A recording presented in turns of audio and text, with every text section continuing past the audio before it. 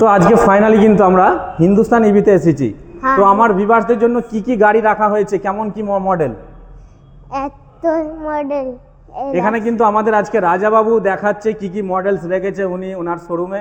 তো অবশ্যই রাজাবাবু দেখাচ্ছে কি কি আছে, একটু দেখান তো। বর্ধমান আছে, অনেক গাড়ি আছে এখানে অনেক রকম মডেল আছে তাই তো? হ্যাঁ, বিএমডব্লিউ মডেল, বিএমডব্লিউ মডেল, বাহ, সিঙ্গেল লাইট, ও কি করেছেন, ও হিন্দুস্তান ইভিতেই আসতে হবে তাই তো?